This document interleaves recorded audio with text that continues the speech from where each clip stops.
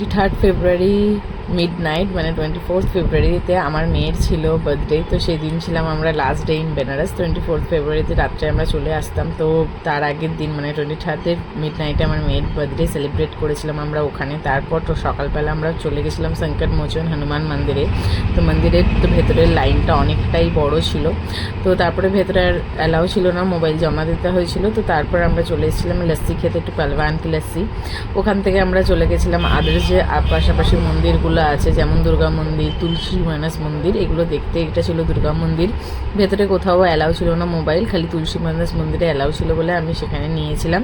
আর একটা মন্দিরে গেছিলাম, সেটা হচ্ছে তোমার বড়া গণেশ মন্দির। তো ওটাতেও অ্যালাউ ছিল, ওটাতে তুলেছি। এখানে দেখো ভগবানজির মানে তুলসী মানস মন্দিরে শ্রী রামচন্দ্রের বিগ্রহ আছে, সেটা ছবি তুললাম। তারপরে চলে এসেছিলাম আমরা কেদারেশ্বর মন্দির, যেটা অনেক মানে ফেমাস হয়েছে, যে 5 বার কেদার দর্শনের ফল মেলে।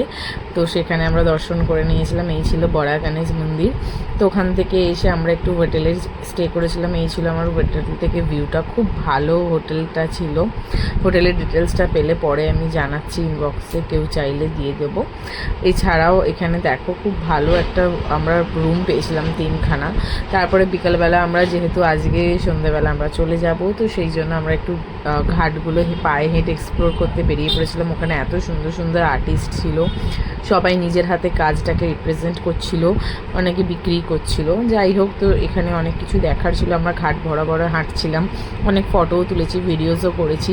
একটা ভিডিও আমি আর আমার বান্ধবী করেছি, তোমাদের সাথে শেয়ার করে দিলাম। এটা আমরা বসে মা গঙ্গায় একটু মানে কি বলবো, এই টাইমটা খুব ইমোশনাল টাইম হয়ে গেছিলো আমাদের জন্য, যেহেতু চলে আসছি। আমাদের এত ভালো লেগেছে বেনারস, আমরা আবার যেতে চাই। তো সন্ধে হয়ে গেছিলো আস্তে আস্তে, তারপরে আমরা চেক আউট করে গেছিলাম হোটেল থেকে। তো আজকের ব্লগটা এইটুকুই। Bye bye, like share.